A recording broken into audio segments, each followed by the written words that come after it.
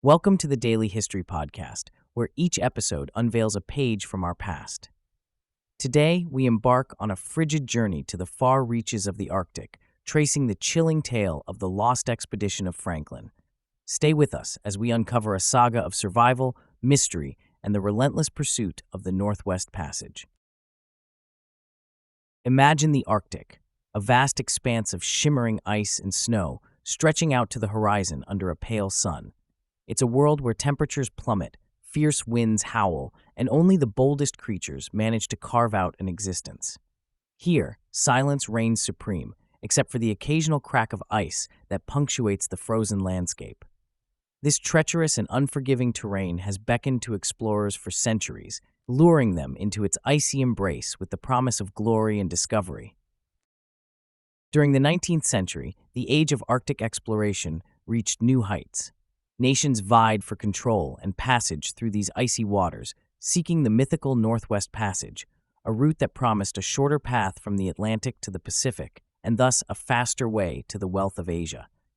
Adventurers, explorers, and entire expeditions set sail from their homelands, driven by the thrills of discovery and the pursuit of scientific, military, and economic supremacy. Within this era of audacious exploration and perilous ambition, one narrative stands out: the Franklin expedition. Led by Sir John Franklin, this British voyage of 1845 ventured into the Arctic with optimism and resolve. Aboard the HMS Erebus and HMS Terror, the crew aimed to complete the mapping of the Northwest Passage. Little did they know, their quest for maritime triumph would become one of history's most enduring mysteries, a chilling tale of survival against all odds that still captivates the world to this day. Sir John Franklin, born on April 16, 1786 in Spilsby, Lincolnshire, entered the world in an era marked by nautical exploits and a burgeoning British Empire thirsting for discovery. As a young boy, Franklin's imagination was stirred by tales of the sea, and at the tender age of 14, he began his lifelong affair with the ocean, joining the Royal Navy. His career rapidly advanced, and with each mission, he proved himself, scaling the ranks and commanding the respect of his peers. It wasn't long before his eyes turned towards the icy realms of the Arctic. Franklin's initial ventures into the frozen north were marked by hardship and learning, yet he persevered. He was no stranger to the unforgiving chill of the Arctic, having survived the harrowing experiences of his early expeditions in 1818 and again in the 1820s. These journeys were not without cost. They were marred by extreme conditions, scurvy, and at times, grim despair. But they also hardened Franklin's resolve and carved his reputation as a man steadfast against adversity. The lure of the Arctic's mystery and the promise of adventure drew him back, as he aspired to unlock routes that had eluded so many before him. The fateful Erebus and Terror expedition, however, was to be Franklin's last sojourn into the unforgiving embrace of the Arctic. Preparation for this voyage was meticulous, as steam technology was integrated into the ships for the first time, promising more reliable navigation through the treacherous ice. The departure of the two ships in 1845 was met with the same infectious optimism that had characterized the dawn of the Victorian era. However, beneath this excitement was a subtle undercurrent of anxiety, for the Arctic had claimed many lives, and the specter of the unknown weighed heavily on the hearts of those who bid the crew farewell. As the Erebus and Terror slipped their moorings and set sail, eyes filled with hope gazed towards the horizon, not knowing the tale of mystery and tragedy that would unfold. It was a time of ambition and fervent hope when Sir John Franklin's expedition departed England on the 19th of May, 1845. Two ships, HMS Erebus and HMS Terror, carried 129 men into the icy grasp of the Arctic, destined for the elusive Northwest Passage. The anticipation was palpable.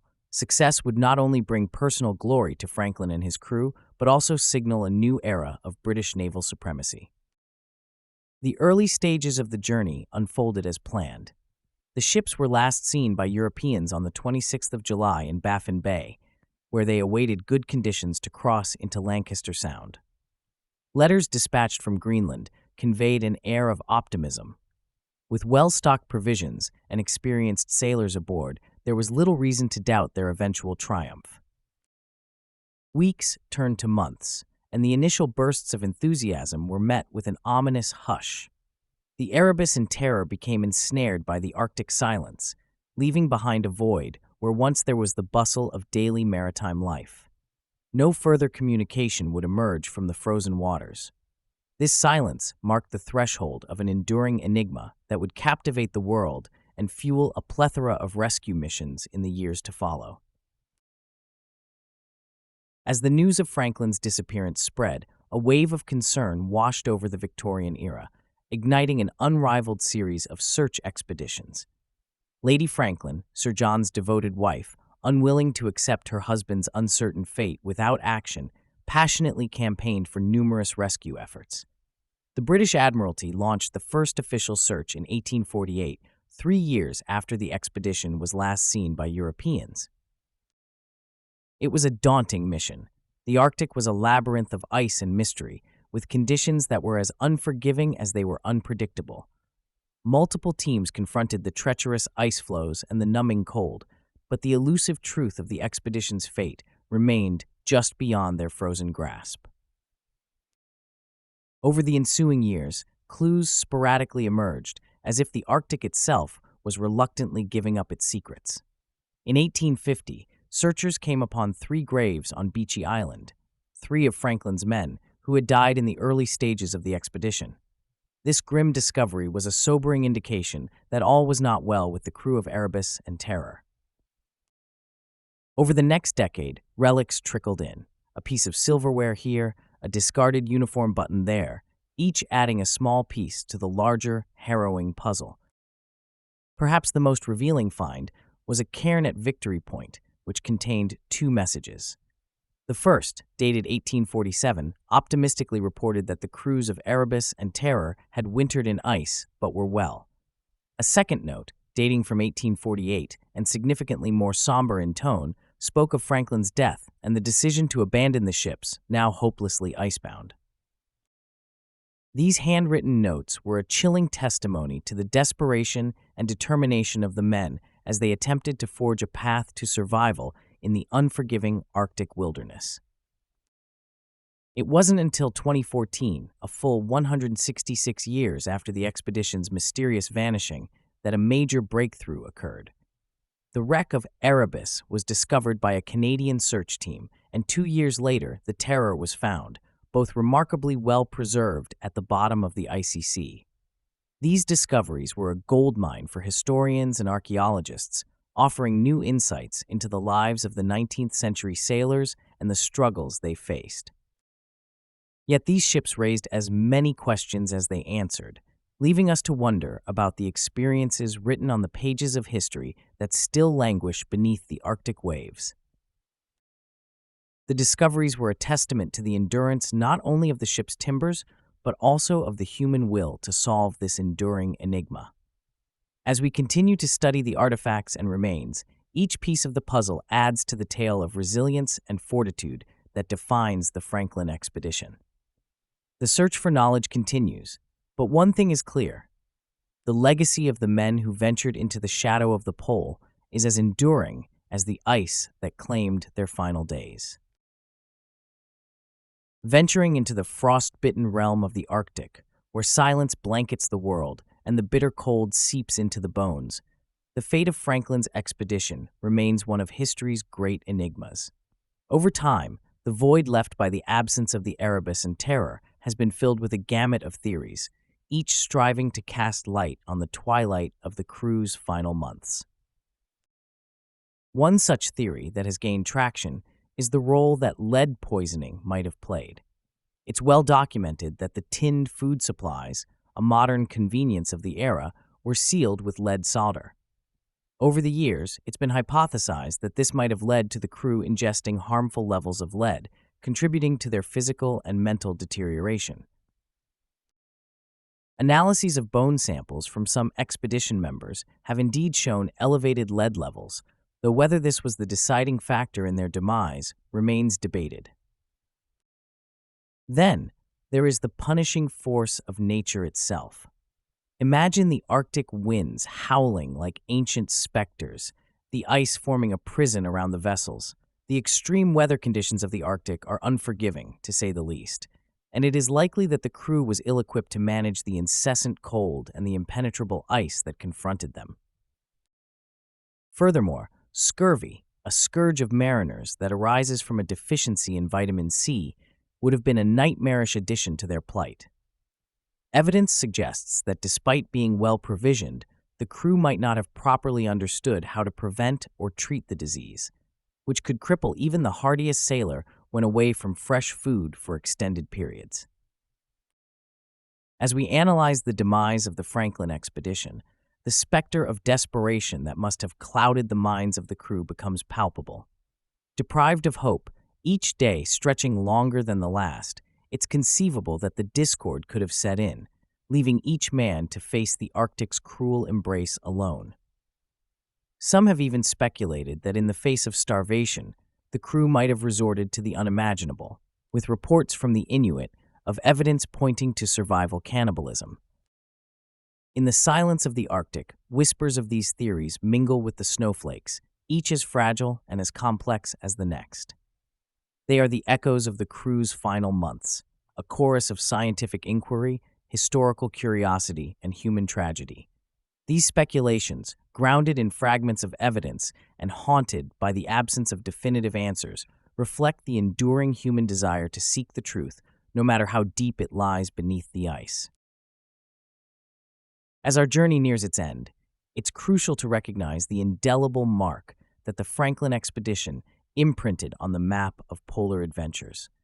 In their pursuit, Franklin and his men charted waters that would beckon generations of explorers to come, seeking to puzzle out the labyrinth of ice that once daunted the stout-hearted crew of the Erebus and Terror.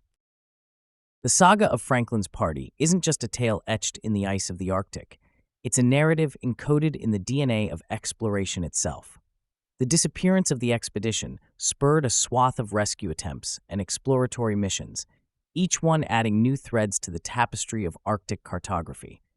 These endeavors, fueled by the hope of finding Franklin and his crew, inadvertently led to the discovery of new passages, islands, and waterways, thus advancing our understanding of the far north. Decades passed, technology advanced, but the mystery surrounding the fate of Franklin's men remained a beacon of intrigue. It pulled at the curiosity of historians, archaeologists, and scientists alike, prompting a fusion of disciplines to unravel the truth. Even as pieces of the puzzle slowly surfaced, a cairn here, a note there, artifacts and signs of campsites, the heart of the mystery continued to beat strongly, propelling further inquiry and exploration. This ongoing quest is more than mere fascination with a historical event. It's a testament to human resilience. There's something deeply compelling about the image of men facing the most daunting of elements with nothing more than sheer determination and the tools of their time. It speaks to that inherent aspect within us all, the drive to go beyond the known, to discover, to survive, and to leave a legacy that will endure the tests of time. Today, Franklin's legacy conduits through our veins every time we stand at the edge of an unknown trail or gaze upon a horizon that begs to be crossed. Their story, bound in ice and inscribed in history, continues to inspire those who carry the torch of human exploration. As we traverse our own Arctic, any challenge or frontier that lies ahead, we carry the spirit of the Erebus and Terror with us, pushing the boundaries of the possible, just as they did over a century and a half ago. So let us honor the memory of Franklin and his crew by not only recounting their tale, but by living out the essence of their quest. With each step into the unknown, we participate in the age-old tradition of exploration, facing our own icy expanses with the same vigor and fortitude. In doing so, we keep not only their story alive, but also the flames of curiosity that illuminate the path for all who follow. We thank you for joining us on this icy odyssey through history as we navigated the haunting mystery of Franklin's lost expedition. If this tale of frozen ships and undying resolve has stirred your spirit of adventure, be sure to subscribe and journey with us again. Share your thoughts and episode suggestions in the comments below. The one with the most likes just might become our next thrilling exploration. Until then, keep the annals of history alive in your hearts, and farewell from the Daily History Podcast.